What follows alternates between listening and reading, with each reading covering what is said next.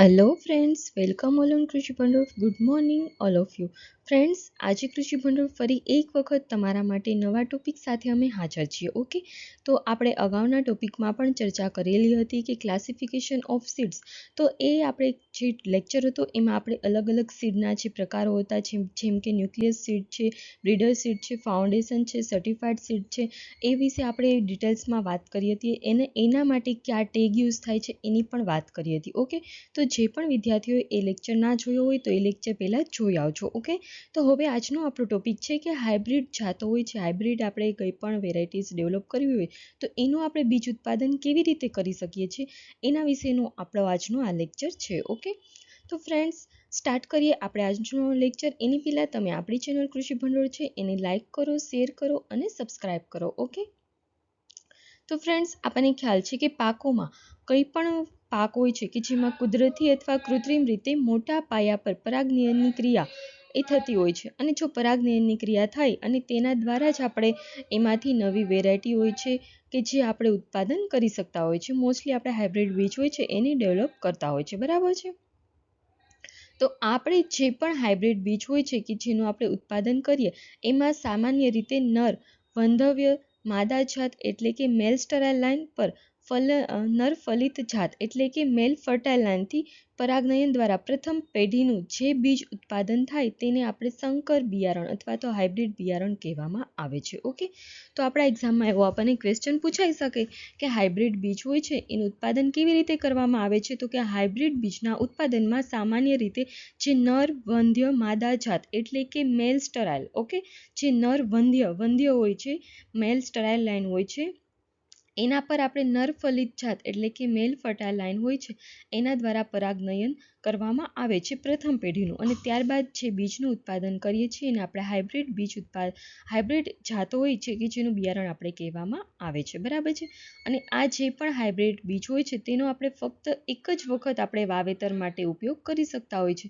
બીજી વાર વાવેતર કરવા માટે આપણે નવું બિયારણ હોય છે કે જેને આપણે તૈયાર કરવું પડતું હોય છે. ઓકે,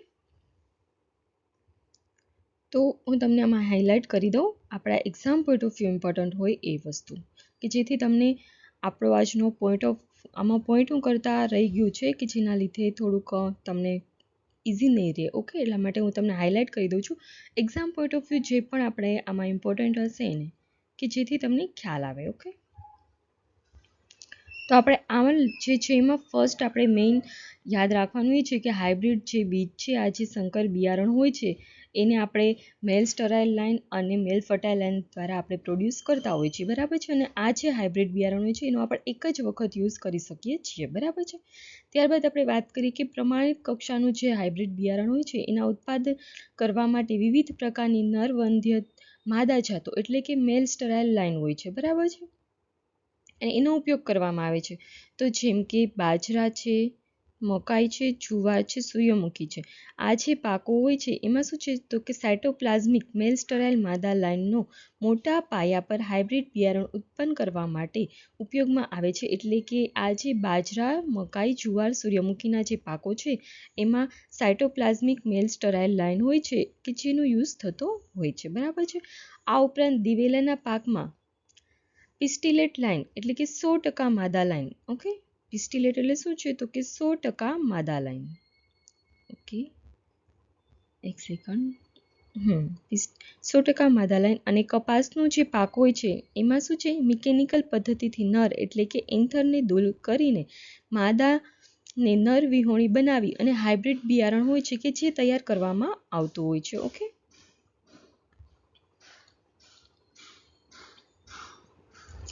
ત્યારબાદ આપણે આગળ વાત કરીએ ડાંગરની. તો ડાંગર અને રાઈના જે પાકો હોય છે એમાં શું છે તો કે મેલ સ્ટરાઇલ લાઇન હોય છે કે જે આપણને યુઝ કરતા હોય છે એનું હાઇબ્રિડ બિયારણ માટે. ઓકે, અને આ જે ડાંગર અને રાઈની વાત કરીએ તો એમાં મેલ સ્ટરાઇલ લાઇન છે કે જેનો યુઝ કરતા હોય છે આપણે હાઇબ્રિડ બીજ હોય છે એનું ઉત્પાદન કરવા માટે. ઓકે, ત્યારબાદ આગળ વાત કરીએ વેરાયટી એટલે શું તો કે વેરાયટી એટલે કે જે પાકના છોડવાઓની વનસ્પતિ કોષશાસ્ત્રીય, રાસાયણિક અને બાહ્ય ગુણધર્મિક રીતે ખાસિયતો નક્કી કરવામાં આવી હોય અને સત્તાધારી સમિતિ દ્વારા વાવવા માટે ભલામણ કરાયેલી હોય, બરાબર છે.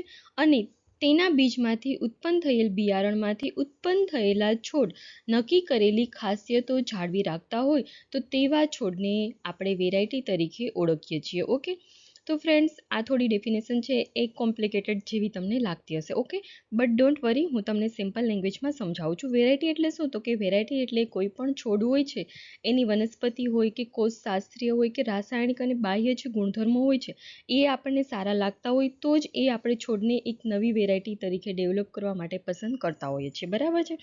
તો આપણે જે પણ છોડ હોય છે એમાં આપણને જે જરૂરી લાગતા હોય છે એ બધા જ ગુણધર્મો એ છોડમાં આપણને ઉગી નીકળતા હોય છે, મતલબ એ છોડમાં જાળવાયેલા હોય છે. તો એવા છોડને આપણે વેરાયટી તરીકે ઓળખતા હોઈએ છીએ. અને એ છોડમાંથી જે પણ ઉત્પન્ન થયેલા હોય છે બીજ, કે જે આપણને પહેલાં જે આપણું મેઇન આપણું જે વેરાયટી હતું, જે છોડ હતો, એમાં જે ગુણધર્મો જોવા મળે છે એ સેમ ગુણધર્મો નવા જે પણ આપણે બિયારણ દ્વારા ઉત્પન્ન થયેલા જે છોડ હોય છે એ જ બિયારણ દ્વારા. ઓકે, અને એમાં જે છોડ હોય છે એ સેમ ગુણધર્મો આપણને જોવા મળતા હોય છે, તો એને આપણે વેરાયટી તરીકે ઓળખતા હોઈએ છીએ. બરાબર છે? ત્યારબાદ આપણે વાત કરીએ સુધારેલી જાત એટલે કે સિલેક્શન વેરાયટી. તો સિલેક્શન વેરાયટી શું છે? તો એના વિશેની આપણે વાત કરીએ તો કે જો ખેતી વિજ્ઞાન હોય છે કે જ્યારે અત્યારે જેટલો વિકાસ નહોતો થયો ત્યારે આપણા વડવાઓ કે જે ખેતરમાં સારી ખાસિયતો ધરાવતા છોડવા હોય છે એની પસંદગી કરી લેતા હોય છે. બરાબર છે? એટલે ઘણી વખત ખેતરમાં હોય આપણા પૂર્વજો કે જે એને આખું ખેતર વાવેલું હોય, ફોર એક્ઝામ્પલ ઘઉંનું આપણે વાવેલું છે, બરાબર છે, વાવેતર કરેલું છે, તો એમાંથી જે પણ એમને લાગતા હોય કે આ છોડવો છે કે જે તંદુરસ્ત છે, તેમાં રોગ જીવાત આવેલી જોવા મળતી નથી, ત્યારબાદ આ જે છોડ છે એમાં સારા એવા ઘઉંના ડુંડાઓ છે અને એ ડુંડાઓમાં સારા એવા ઘઉં ભરાયેલા છે, તો એવા બધા જે આઈડિયલ જે કહેવાય ને આઈડિયલ પ્લાન્ટ એ હોય છે એ લોકોની લણણી કરી લેતા હોય છે અને એ કાપણી કરી લે, લણણી કરી લે, ત્યારબાદ એમાંથી જે પણ આપણને ઘઉંના બીજ મળે, આ એક્ઝામ્પલ છે. બરાબર છે? તો એનું આપણે અલગ રાખતા હોય છે અને એ જે અલગ રાખીએ છીએ એનું આપણે બીજા વર્ષે બીજ તરીકે ઉપયોગ કરતા હોય છે. બરાબર છે? તો આ જે આપણે કરીએ એને શું કહેવામાં આવે છે? તો કે સિલેક્શન વેરાયટી. બરાબર છે? સિમ્પલ ભાષામાં મેં તમને સમજાવ્યું કે સિલેક્શન વેરાયટી શું છે. બરાબર છે?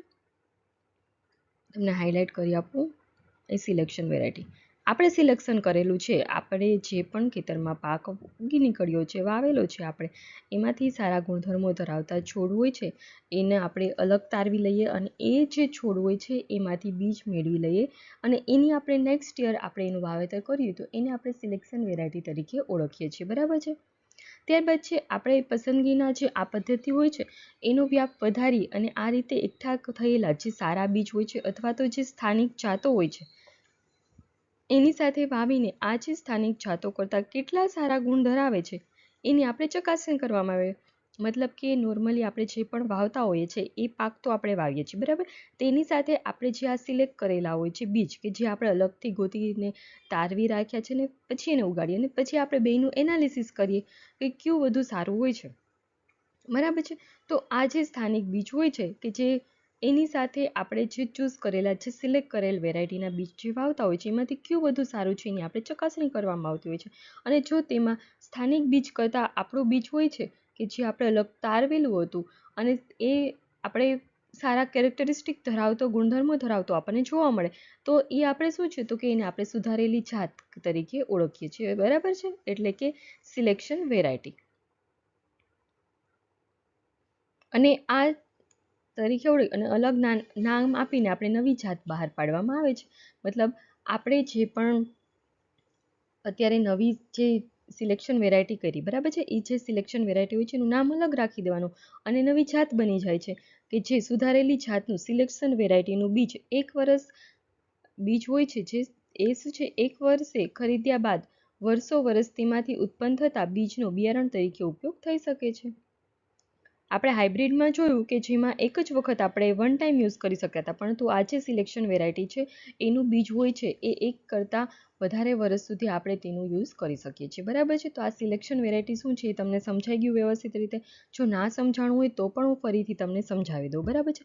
સિલેક્શન વેરાયટી એટલે શું? તો કે આપણે ખેતરમાં દાખલા તરીકે ચોખાનો પાક વાવેલો છે, બરાબર છે, તો ચોખાનો પાક વાવેલો છે એ ચોખાના પાકમાંથી આપણે થોડાક એવા છોડવા છે, ફોર એક્ઝામ્પલ 15 છોડવા છે કે જે અલગ કર્યા છે, બરાબર છે. અલગ શા માટે કર્યા છે? તો કે એ જે 15 છોડ છે ચોખાના પાકના, બરાબર છે, કે જેમાં સારા ગુણધર્મો વાળો આપણને છોડ જોવા મળે છે. એ છોડમાં રોગ આવેલો જોવા મળતો નથી અને એનું જે ઉત્પાદન છે એ છોડવામાં ખૂબ સારા એવા ચોખાના દાણા છે એ ભરાયેલા આપણને જોવા મળે છે અને છોડ બધી રીતે વ્યવસ્થિત આપણને જોવા મળ્યો છે. એવા 15 આપણે છોડને અલગ કરેલા છે, બરાબર છે. અને એ જે 15 છોડને અલગ કરેલા હોય છે એને આપણે શું કહીએ છીએ? સિલેક્શન વેરાયટી, બરાબર છે. અને એ જે છોડ હોય છે એને આપણે ફરી વાવીએ છીએ. એ 15 છોડમાંથી બિયા જે છોડ હોય છે, મતલબ ચોખાના દાણા આપણે કાઢી લીધા છે, બરાબર છે. અને એ જે ચોખાના દાણા હોય છે એને આપણે ફરી વાવીએ છીએ. પણ શેની સાથે વાવીએ છીએ? તો આપણે નોર્મલી પહેલાં પણ જે ચોખાની જાત વાવેલી હતી એ સામાન્ય જે જાત હતી એ તો વાવીએ જ છીએ, પણ સાથે આપણે જે આ સિલેક્શન કરેલી જે વેરાયટી હતી એની પણ વાવીએ છીએ. એટલે આપણી જે નોર્મલ જાત અને જે સિલેક્ટ કરેલી જે વેરાયટી છે એ બંને આપણે ખેતરમાં વાવીએ છીએ અને ત્યારબાદ આપણે એનાલિસિસ કરીએ છીએ, ઓબ્ઝર્વેશન કરીએ છીએ, ચકાસણી કરતા હોઈએ છીએ કે આ બંનેમાં શું આપણને વધારે સારું જણાય છે. તો આપણને એ જે ચકાસણી કરીએ તે આપણને જણાય છે કે આપણે જે સિલેક્શન કરેલ છે 15 છોડમાંથી આપણે જે ચોખાના દાણા મેળવેલા હતા અને એ દાણામાં સારા એવા ગુણધર્મો આપણને જોવા મળે છે.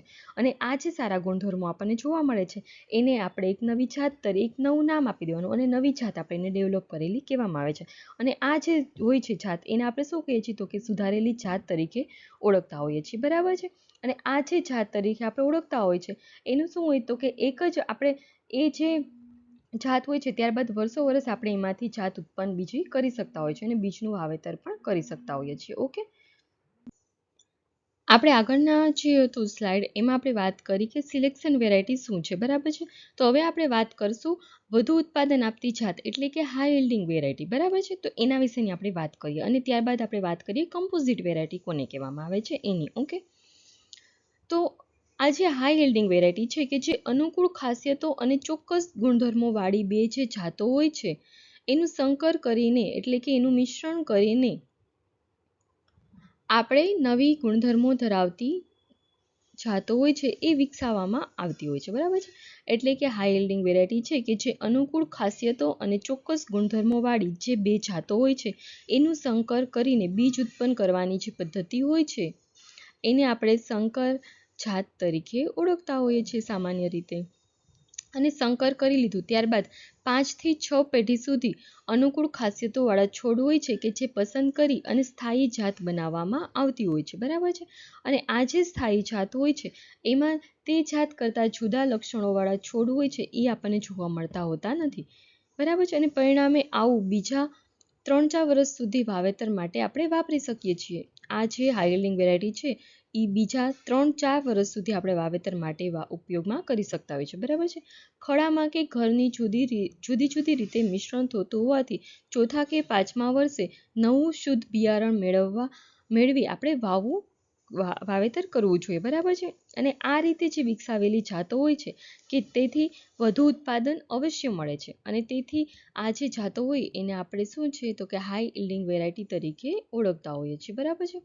પરંતુ સંકર જાતો જેટલું આપણને ઉત્પાદન મળતું નથી. સંકર જાતો જેટલું એટલે કે હાઇબ્રિડ જાતો જેટલું આપણને હાઈ યીલ્ડિંગ વેરાયટીમાં ઉત્પાદન મળતું નથી. ઓકે, અને જો સામાન્ય સંજોગોમાં જે પણ પાકોમાં સંકર કરવું શક્ય ન હોય કેમ કે તે અતિ ખર્ચાળ હોવાથી આ પદ્ધતિ વધુ ઉત્પાદન આપતી જાતો હોય છે એ મેળવી શકાય છે. ઘઉં છે, ડાંગર છે, મગફળી છે, તમાકુ જેવા પાકોમાં આજે આપણને મોટાભાગની જાતો હોય છે કે જે હાઈ યીલ્ડિંગ વેરાયટી આપણને જોવા મળે છે. તો મોસ્ટલી મોટાભાગે ક્યાં આપણને હાઈ યીલ્ડિંગ વેરાયટી જોવા મળે છે? તો કે ઘઉં, ડાંગર, મગફળી અને તમાકુના પાકમાં. ઓકે, ત્યારબાદ છે કમ્પોઝિટ. તો કમ્પોઝિટ વેરાયટી શું છે? તો કે સંકર હોય છે, જે સંકર જાત હોય છે એ દર વર્ષે આપણે નવું લાવવું પડતું. આપણે અગાઉ પણ જોયું કે હાઇબ્રિડ વેરાયટી હોય છે એને આપણે 1 વર્ષ માટે જ યુઝ કરી શકીએ છીએ, બીજા વર્ષ માટે આપણે નવું લાવવું પડે છે બિયારણ, બરાબર છે. કમ્પોઝિટની વાત કરીએ તો શું છે? તો કે સંકર બીજ હોય છે એ દર વર્ષે આપણે નવું લાવવું પડશે અને આ જે આપણે દર વર્ષે નવું લાવવું પડતું હોય છે એ તકલીફને દૂર કરવા માટે આપણે મકાઈમાં કમ્પોઝિટ જે જાત હોય છે એનું સંશોધન થયેલું છે, બરાબર છે. અને આ જાતો પણ સંકરણથી તૈયાર કરવામાં આવે છે. ઓકે, જેથી શું થાય છે? તો કે 2-3 વર્ષ સુધી આપણને બિયારણ તરીકે આપણે એનો ઉપયોગમાં લઈ શકાય છીએ. અને કમ્પોઝિટ વેરાયટી હોય છે કે એમાં લગભગ આપણને સરખા ગુણધર્મો ધરાવતી 8-10 જાતો હોય છે કે જેનું મિશ્રણ કરવામાં આવે છે. ઓકે, તો આ આપણા exam point of view important છે કે કમ્પોઝિટ, હું તમને ડબલ ટીક, સોરી નહીં આવે સારું, ઓકે કોઈ બાત નહીં, હું તમને નવા કલરથી કરી દઉં છું. ઓકે, આ છે, એક સેકન્ડ, ઓકે, આ exam point of view important છે, પ્લીઝ નોટ ઇટ. કે જે કમ્પોઝિટ વેરાયટી હોય છે કેવી રીતે ડેવલપ કરવામાં આવે છે, તો કે 8-10 જાતો હોય છે એનું મિશ્રણ કરીને આપણે એક નવી વેરાયટી ડેવલપ કરીએ છીએ કે જેને આપણે કમ્પોઝિટ વેરાયટી તરીકે ઓળખીએ છીએ. બરાબર છે. અને આથી પ્રતિકૂળ વાતાવરણમાં પણ ઉત્પાદન ક્ષમતા હોય છે એ જળવાઈ રહે છે. શા માટે ઉત્પાદન ક્ષમતા જળવાઈ રહે છે, તો કે 8-10 જાતોનું મિશ્રણ કરેલું છે અને દરેક જે જાતો હોય છે એ સ્પેસિફિક કેરેક્ટરિસ્ટિક ધરાવતા હોય છે. અને એટલા માટે જ એડવર્સ ક્લાઇમેટ આપણને ઘણી વખત જોવા મળતું હોય છે, એટલે કે વાતાવરણમાં અનુકૂળ હોય નહીં, પ્રતિકૂળ વાતાવરણ હોય છે. બરાબર છે. એવા સંજોગોમાં પણ આ જે કમ્પોઝિટ વેરાયટી છે ખૂબ જ સારી રીતે એનું પરફોર્મન્સ આપે છે. Okay, mutation variety. તો મ્યુટેશન વેરાયટી શું છે, તો કે ઉપલબ્ધ જાતો પૈકી કોઈ પણ જાતની પસંદગીથી અગર તો 2 જાતોના સંકરણથી, બરાબર છે, કોઈ પણ જાત હોય છે એની પસંદગીથી અથવા તો 2 જાતોના સંકરણથી સારી જાત આપણને મળવાની શક્યતા ન જણાય, એટલે કે તેમાં આપણને વેરિએબિલિટી ન જોવા મળે, વિવિધતા ન જણાય, તો શું થાય, તો કે અણુ વિજ્ઞાનનો ઉપયોગ કરીને આપણે બીજા રંગસૂત્રો એટલે કે ક્રોમોઝોમમાં આલ્ફા, બીટા અથવા એક્સરેની અથવા ચોક્કસ પ્રકારના રસાયણોનો ઉપયોગ કરીને, ઓકે, આલ્ફા, બીટા અથવા તો એક્સરે કિરણો હોય છે. બરાબર છે, કે જેનો ઉપયોગ કરીને અથવા તો ચોક્કસ પ્રકારના રસાયણોનો ઉપયોગ કરીને એમાં કંઈક ફેરફારો કરવામાં આવે છે. બરાબર, જેનેટિકલી આપણે કંઈક ફેરફારો કરવામાં આવે છે કે જેને આપણે મ્યુટેશન તરીકે ઓળખતા હોય છે. અને આ રીતે ઉત્પન્ન થયેલી જે જાતો હોય છે કે જેને આપણે મ્યુટેશન વેરાયટી તરીકે ઓળખીએ છીએ. બરાબર છે. દાખલા તરીકે આપણે વાત કરીએ તો કે મગફળીમાં ટીજી નામની જે વેરાયટી છે કે જે મ્યુટેશનથી વિકસેલી છે. બરાબર છે. ત્યારબાદ છે ટ્રાન્સજેનિક વેરાયટી. તો ટ્રાન્સજેનિક વેરાયટી શું છે, તો કોઈ પણ જાતની પસંદગીથી અથવા તો 2 જાતોના સંકરણથી, બરાબર છે, પસંદગીથી અથવા તો 2 જાતોના સંકરણથી સારી આપણને, એમાં પણ 2 જાતો ભેગી કરીએ અથવા તો કઈ 2 જાતના સંકરણથી આપણને નવી કંઈ સારી જાત મળવાની શક્યતા ન જણાય, તો એવા સંજોગોમાં શું કરવાનું હોય છે, તો કે બીજી કંઈ જંગલી જાતો હોય છે એમાંથી અથવા તો સૂક્ષ્મ જીવાણુ હોય છે કે જેના જનીન કાઢીને આપણે તે જાત વિકસાવવાની હોય તો તેના રંગસૂત્રો એટલે કે ક્રોમોઝોમમાં દાખલ કરવામાં આવે છે અને આ રીતે ઉત્પન્ન થયેલી જાતોને ટ્રાન્સજેનિક વેરાયટી તરીકે ઓળખીએ છીએ. બરાબર છે. આપણે આ છે ટ્રાન્સજેનિક વેરાયટી એટલે શું છે, તો કે આપણે જે બીટી કપાસ છે, બીટી રીંગણ છે, બીટી ટમેટા છે, બીટી મકાઈ છે, બીટી ટોમેકો છે એટલે કે તમાકુ જે આપણને જોવા મળે છે, એ બધી ટ્રાન્સજેનિક વેરાયટી છે. ઓકે, તો મ્યુટેશન વેરાયટી અને ટ્રાન્સજેનિક વેરાયટી છે એમાં મેઇન શું ડિફરન્સ છે તમે વ્યવસ્થિત રીતે સમજી લેજો.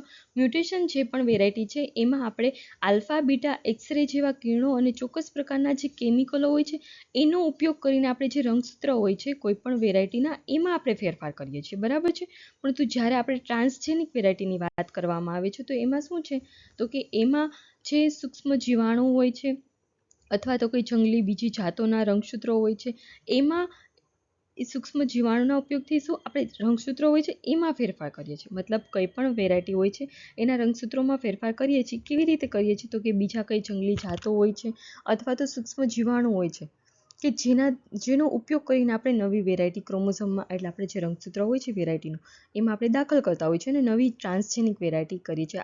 ફોર એક્ઝામ્પલ વાત કરીએ, બેસિલસ થુરેન્જીનસ નામનો જે બેક્ટેરિયા છે કે જે કપાસ છે એમાં આપણે ઉમેરવામાં આવેલું છે. બરાબર છે, એના રંગસૂત્રમાં, એટલે બીટી કપાસ બનેલો છે. ઓકે, તો આ વ્યવસ્થિત રીતે બંનેનો ડિફરન્સ સમજી લેજો. ઓકે, ત્યારબાદ નેક્સ્ટ રિસર્ચ વેરાયટી એટલે કે સંશોધન જાતો.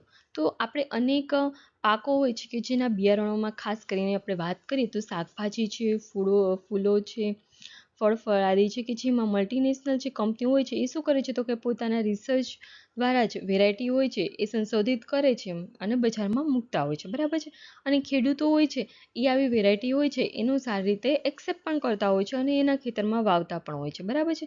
તો આવી જાતો જે રિલીઝ થયેલી કે નોટિફાઈ થયેલી હોય, એટલે કે સરકારે માન્યતા મેળવેલી હોતી નથી, બરાબર છે. પરંતુ પોતાના કંપની હોય છે, પોતાનું ટ્રેડમાર્ક એટલે કે એના જે પણ બધા રાઇટ્સ હોય છે એ છે તે કંપની પાસે હોય છે, એના દ્વારા વિકસાવેલી હોય છે. તો એના દ્વારા જે વિકસાવેલું હોય છે એને આપણે શું કહીએ છીએ તો કે રિસર્ચ વેરાયટી. ઓકે, ત્યારબાદ છે રિલીઝ વેરાયટી અને નોટિફાઈડ વેરાયટી.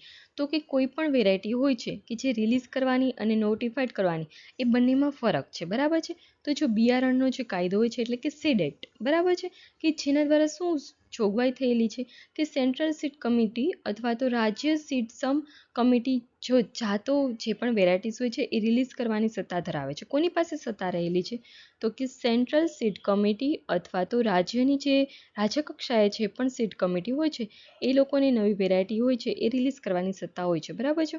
પરંતુ કોઈ પણ જાત હોય છે એ રિલીઝ થઈ ગઈ છે, બરાબર છે, ત્યારબાદ જ એ નોટિફાઈ થઈ શકે છે. પહેલાં રિલીઝ થશે ત્યારબાદ નોટિફાઈ થશે. ઓકે, અને સેન્ટ્રલ રિલીઝ અને નોટિફાઈડ સબ કમિટી દ્વારા જ જાતો નોટિફાઈડ કરવામાં આવતી હોય છે. અને નોટિફાઈડ થયેલી જે જાતો હોય છે એના ઉપર જ આપણે કાયદાકીય જે જોગવાઈઓ હોય છે એ ક્રમબદ્ધ અને સરળતાથી અમલ કરી શકીએ છીએ. ઓકે, અને સામાન્ય રીતે જે નોટિફાઈડ થયેલી જાતો હોય છે એનું જ બીજ આપણે પ્રમાણિત કરવામાં આવતું હોય છે. ઓકે, ત્યારબાદ નેક્સ્ટ આઇસોલેશન અંતર. તો આઇસોલેશન અંતર એટલે શું છે તો કે કોઈ પણ એક જ પાકની અન્ય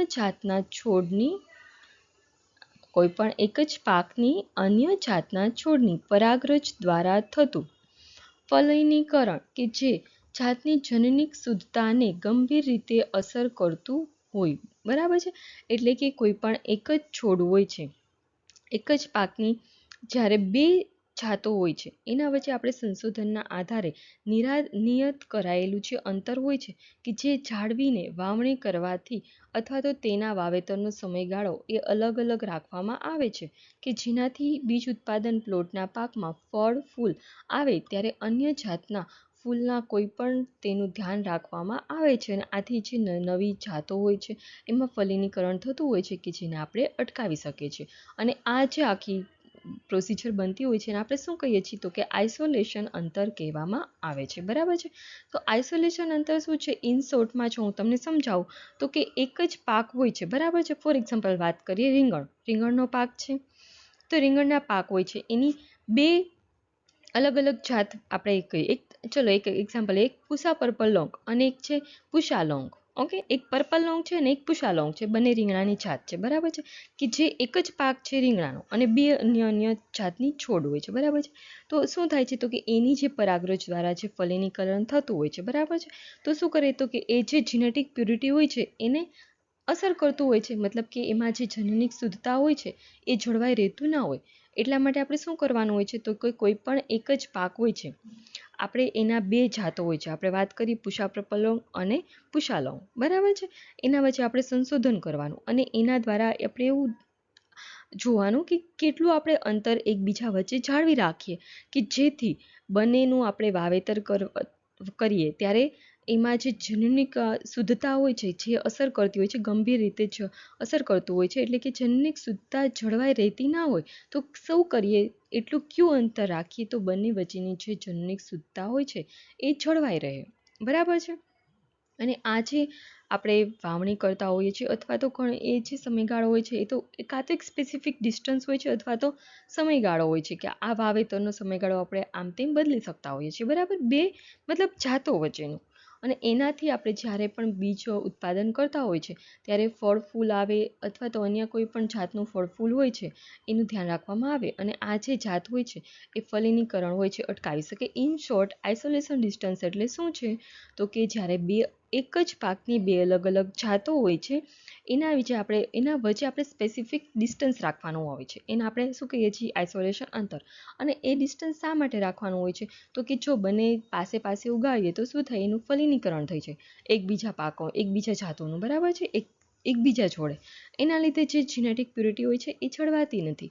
અને જીનેટિક પ્યુરિટી આપણે જાળવવા માટે એકબીજા વચ્ચે અંતર રાખવાનું હોય છે અથવા તો એક પાક આપણે વહેલા વાવી દઈએ છીએ, એક વેરાયટી વહેલા વાવી દઈએ છીએ અને બીજી વેરાયટી થોડીક લેટ વાવીએ છીએ. આ જે આપણે પ્રોસિજર કરીએ છીએ એને આપણે આઇસોલેશન અંતર કહેવામાં આવે છે. ઓકે, આપણે આઇસોલેશન અંતર શું છે એના વિશે તો આપણે માહિતી મેળવી લીધી, બરાબર છે. હવે આપણે વાત કરીએ કે જુદા જુદા પાકો માટે બીજ ઉત્પાદન આપણે જ્યારે કરવું હોય છે ત્યારે આઇસોલેશન જે અંતર હોય છે એ અલગ અલગ રાખવામાં આવતું હોય છે, બરાબર છે. તો એના વિશેની આપણે વાત કરીએ આઇસોલેશન ડિસ્ટન્સની. ઓકે, તો જ્યારે ઘઉંનો પાક છે, જવ છે, ઓટ છે, ડાંગર છે કે જેમાં બ્રીડર સીડ હોય છે ત્યારે 5 રાખવાનું હોય છે, 5 મીટરનું અંતર રાખવાનું હોય છે, બરાબર છે. પરંતુ જો ફાઉન્ડેશન સીડ હોય છે ત્યારે 3 મીટરનું હોય છે અને સર્ટિફાઈડ સીડ હોય છે ત્યારે પણ 3 મીટરનું આપણે અંતર જાળવી રાખવામાં આવતું હોય છે, બરાબર છે. ત્યારબાદ આપણે વાત કરીએ બાજરાના પાકની. તો બાજરાના પાકની જ્યારે વાત કરવામાં આવે તો એમાં બ્રીડર ફાઉન્ડેશન જે સીડ હોય છે એમાં આપણે 1000 મીટરનું ડિસ્ટન્સ રાખવામાં આવતું હોય છે, પરંતુ જ્યારે સર્ટિફાઈડ સીડની વાત કરવામાં આવે બાજરામાં તો તેમાં 200 મીટરનું અંતર હોય છે એ રાખવામાં આવતું હોય છે. ઓકે, ત્યારબાદ છે મકાઈ. તો મકાઈની જ્યારે વાત કરવામાં આવે ત્યારે બ્રીડર અને ફાઉન્ડેશન સીડ હોય છે અને સર્ટિફાઈડ સીડ હોય છે, બંનેનું અલગ અલગ અંતર હોય છે, ત્રણેયનું સોરી. તો બ્રીડર સીડમાં 600 મીટરનું અંતર હોય છે, ત્યારબાદ છે ફાઉન્ડેશન સીડનું 400 મીટરનું હોય છે, સર્ટિફાઈડ સીડનું 200 મીટરનું હોય છે. ઓકે, અને હવે વાત કરીએ કઠોળ વર્ગના પાકો. તો જો કઠોળ વર્ગના પાકોની વાત કરવામાં આવે તો મગ, અડદ અને ચણા હોય છે એમાં આપણે બ્રીડર સીડ માટે અને ફાઉન્ડેશન સીડ માટે 20 મીટરનું અંતર હોય છે, જ્યારે સર્ટિફાઈડ સીડ માટે 10 મીટરનું અંતર રાખવામાં આવે છે, બરાબર છે. ત્યારબાદ આપણે વાલ, ફણસીની જો વાત કરીએ તો બ્રીડર અને ફાઉન્ડેશન સીડ માટે 50 મીટરનું અંતર રાખવામાં આવે છે અને જ્યારે સર્ટિફાઈડ સીડની વાત કરવામાં આવે તો તેમાં 25 મીટરનું અંતર રાખવામાં આવતું હોય છે. ઓકે, ત્યારબાદ છે તુવેરના પાકની વાત કરીએ તો તુવેરના પાકમાં છે બ્રીડર અને ફાઉન્ડેશન સીડ માટે 200 મીટરનું અંતર હોય છે, પરંતુ સર્ટિફાઈડ સીડ માટે 100 મીટરનું અંતર રાખવામાં આવે છે. ઓકે, ત્યારબાદ છે એરિડ લેગ્યુમ વર્ગના પાકો. તો એ શું છે તો કે મઠ, ચોળી, ગુવાર અને કળથી, બરાબર છે. તો એનું પણ ડિસ્ટન્સ જે છે એમાં મઠની વાત કરીએ તો બ્રીડર અને ફાઉન્ડેશન માટે 20 મીટરનું અંતર હોય છે, જ્યારે સર્ટિફાઈડ માટે 10 મીટરનું હોય છે. પરંતુ આપણે વાત કરીએ ચોળા, ગુવાર, કળથી, બરાબર છે. એ ત્રણેય વસ્તુ છે એનું બ્રીડર અને ફાઉન્ડેશનનું 50 મીટર અંતર છે અને સર્ટિફાઈડ સીડનું 25 મીટર અંતર છે. ઓકે, અને હવે આપણે વાત કરીએ તેલીબિયા પાકોની. તો જો તેલીબિયા પાકોમાં મગફળીની વાત કરવામાં આવે તો એમાં બ્રીડર અને ફાઉન્ડેશન સીડ અને સર્ટિફાઈડ ત્રણેયની સીડ માટે આપણે 3 મીટરનું અંતર રાખવામાં આવતું હોય છે, બરાબર છે. પરંતુ તલની વાત કરવામાં આવે તો બ્રીડર અને ફાઉન્ડેશન માટે 100 મીટર હોય છે, જ્યારે સર્ટિફાઈડ સીડ માટે 25 મીટરનું ડિસ્ટન્સ રાખવામાં આવેલું હોય છે, બરાબર છે. અને સૂર્યમુખી અને જો રાઈની વાત કરવામાં આવે તો 400 મીટર બ્રીડર અને ફાઉન્ડેશન સીડ માટે હોય છે, પરંતુ 200 મીટર સર્ટિફાઈડ સીડ માટે આપણને જોવા મળે છે. ઓકે, ત્યારબાદ છે દિવેલાની વાત કરવામાં આવે તો બ્રીડર સીડ માટે 500 મીટરનું આઇસોલેશન ડિસ્ટન્સ હોય છે, ત્યારબાદ ફાઉન્ડેશન સીડ માટે 300 મીટર હોય છે અને સર્ટિફાઈડ સીડ માટે 100 મીટર હોય છે. પરંતુ સોયાબીનમાં બ્રીડર્સ, ફાઉન્ડેશન અને સર્ટિફાઈડ ત્રણેયનું જે આઇસોલેશન ડિસ્ટન્સ હોય છે એ 3 મીટર રાખવામાં આવે છે. ઓકે, તો આપણે વાત કરી કે આપણા એક્ઝામ પોઈન્ટ ઓફ વ્યૂ કયા પાકોનું ડિસ્ટન્સ ઇમ્પોર્ટન્ટ થાય એની વાત કરીએ. એક તો જો સોયાબીન છે એ યાદ રાખવું જરૂરી છે. શા માટે? તો કે એમાં ત્રણેય છે એ સેમ મતલબ 3 જ જોવા મળે છે, ત્રણેયમાં 3 મીટર, સેમ મગફળીમાં. ઓકે, હું તમને અહીંયા પાક જ હાઇલાઇટ કરી દઉં છું જેથી ઇશ્યુ ના આવે. ઓકે, ત્યારબાદ આપણે જોઈએ કે સૌથી વધુ આપણને આ જે આપણું કોષ્ટક છે એમાં ક્યાં જોવા મળે છે? બાજરામાં. ઓકે, 1000 મીટરનું છે જોવા મળે છે એ, બરાબર છે. ત્યારબાદ જો મકાઈની વાત કરીએ, મકાઈ પણ ઇમ્પોર્ટન્ટ છે, તેમાં 600 મીટર, ત્યારબાદ છે 400 અને 200. ઓકે, બસ પછી આ એવું નથી કહેતી આમાંથી જ એક્ઝામમાં પૂછાશે, પણ એઝ પર માય ઓપિનિયન આ બધા જે છે મેં તમને હાઇલાઇટ કરેલા જે પાકો છે એ પૂછવાની શક્યતા વધારે છે એવું મને ફીલ થાય છે. ઓકે, બધા કરવાના જ છે તમે વ્યવસ્થિત રીતે, આના સિવાય પણ ઘણા છે કે જે તમારે વ્યવસ્થિત રીતે કરવાના છે. ઓકે, કેમ કે એક્ઝામમાં આઇસોલેશન ડિસ્ટન્સનો ક્વેશ્ચન પૂછાય છે. ઓકે, તો ફ્રેન્ડ્સ આજનો આપણો જે પણ લેક્ચર હતો વેરાયટીઝ વિશેનો, એમાં અલગ અલગ વેરાયટી વિશેની આપણે વાત કરી. ઓકે, તો ફ્રેન્ડ્સ આપણે ફરી મળીશું નવા લેક્ચર સાથે. ત્યાં સુધી તમે આપણી ચેનલ કૃષિ ભંડોળ છે એને લાઇક કરો, શેર કરો અને સબસ્ક્રાઈબ કરો અને નવા તમારા ફ્રેન્ડ સુધી પહોંચાડો, કેમ કે યુટ્યુબમાં આપણી ફર્સ્ટ એવી ચેનલ છે કે જે ફ્રી ઓફ કન્ટેન્ટ તમે પ્રોવાઈડ કરે છે. ઓકે, અને હા, તમને હું અગેન કહું છું કે કોઈ તમને એવું કહે કે અમે કૃષિ ભંડોળ વતી છીએ, અમારો આ કોર્સ છે, આટલી ફીસ છે, તો તમે કંઈ પે કરતા નહીં. અને જો તમે કંઈ પણ પે કરશો તો એના માટે કૃષિ ભંડોળ એ રિસ્પોન્સિબલ નથી. કેમ કે અમે જે પણ વસ્તુ પ્રોવાઈડ કરીએ છીએ એ સ્ટુડન્ટ માટે કરીએ છીએ અને અમારું ફ્રી ઓફ કન્ટેન્ટ છે. યુટ્યુબમાં જ તમને અવેલેબલ થશે. અમે કે હું કે પછી મારી ટીમ કે આખી કૃષિ ભંડોળની જે પણ ટીમ છે અમારી એમાંથી કોઈ પણ વ્યક્તિ અમારા ટીમનો ક્યાંય બીજી સંસ્થા સાથે જોડાયેલો નથી. અને કોઈ પણ અલગ અલગ કહેવાય ને કે કોર્સ છે કે કંઈ મટીરિયલ છે એ કંઈ સેલ કરતું નથી. અમે જે પણ કરીએ છીએ એ યુટ્યુબમાં જ કરીએ છીએ અને ગુજરાતના વિદ્યાર્થીઓને ફ્રીમાં મળી રહે એટલા માટે જ અમે આ એફર્ટ્સ કરીએ છીએ. ઓકે, તો પ્લીઝ તમે ધ્યાન રાખજો, કૃષિ ભંડોળના નામે તમે ક્યાંય છેતરાઈ ના જતા કે કોઈ તમારી પાસેથી પૈસા વસૂલી લે અને તમે એમાં આવી ન જતા. અમારી હમ્બલ રિક્વેસ્ટ છે, કેમ કે અમને એવો કેસ મળેલો છે કે જેમને કોઈ એવું કીધું હશે કે અમે કૃષિ ભંડોળ વતી છીએ અને અમે આ સેલ કરીએ છીએ, કોર્સ તમારે લેવો હોય તો.